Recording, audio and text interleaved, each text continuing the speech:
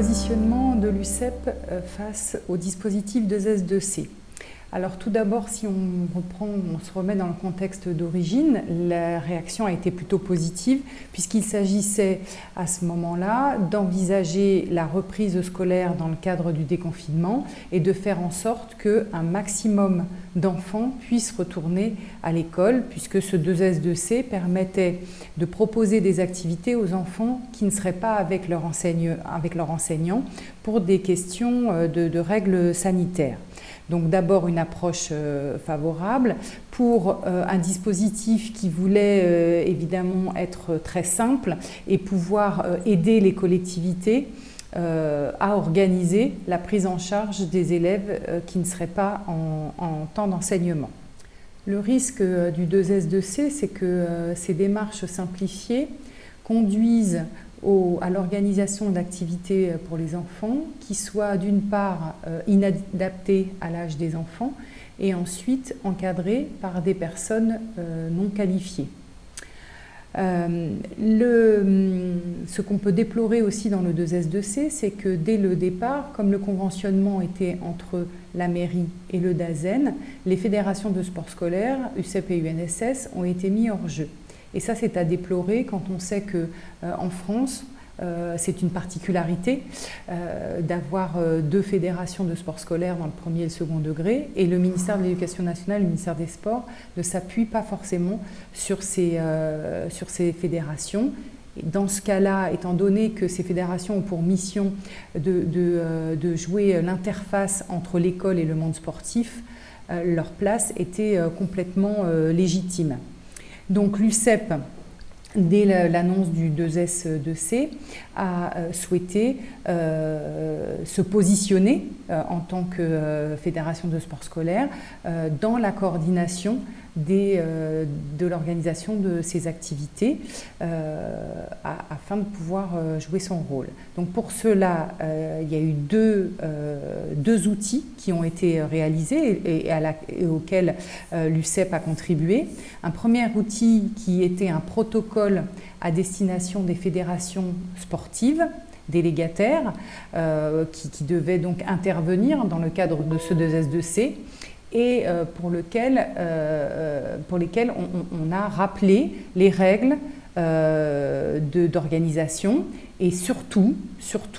on a bien écrit dans ce protocole, c'est écrit noir sur blanc, que les activités organisées dans le cadre du 2S2C ne venaient pas se substituer à l'enseignement de l'EPS organisé par les profs d'EPS. Donc il y a eu ces principes-là qui ont été rappelés et qui étaient évidents. Et puis le deuxième outil, c'était d'organiser une coordination départementale par l'intermédiaire d'un groupe d'appui départemental qui permettait de réunir tous les acteurs concernés. Donc déjà les conseillers pédagogiques EPS, les fédérations de sport scolaire, le comité olympique donc, et les clubs du département, les collectivités territoriales et la DDJS. Voilà, nous avions tous les acteurs concernés par ce dispositif qui avaient un espace de coordination dans lequel ils pouvaient recueillir l'offre et la demande, veiller à ce qu'il y ait un équilibrage sur le département, mutualiser des outils parce qu'il y a de nombreux outils qui existent déjà entre l'UCEP, l'UNSS et les fédérations sportives,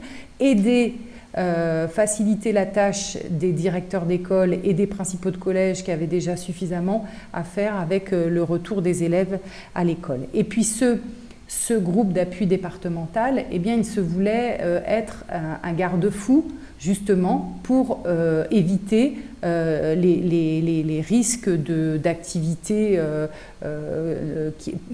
inadaptées aux enfants. Voilà, alors force est de constater que la mise en place de ce groupe d'appui départemental a été très hétérogène sur l'ensemble du territoire et que nous avons eu des retours donc, de départements qui ne mettaient pas en place de groupe d'appui départemental ou bien alors qui n'invitaient pas qui n'y invitait pas ni l'UCEP ni l'UNSS, donc ce qui pose des questions plus de reconnaissance institutionnelle. Concernant le débat sur le 2S2C, je déplore le fait que les nombreuses réactions, tribunes, parfois ont pu mettre en concurrence le premier degré et le second degré, dans la mesure où les profs du second degré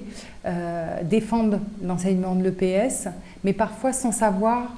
ce qui se passe dans le premier degré. Et inversement également de l'autre côté. Donc je regrette cette mise en concurrence parfois entre le premier et le second degré, comme je regrette aussi la mise en concurrence entre l'EPS et l'UCEP. Parce que je comprends cette défense de l'EPS et l'UCEP défend aussi l'EPS et les conseillers pédagogiques et tout le corps enseignant qui traite de cette thématique-là. Mais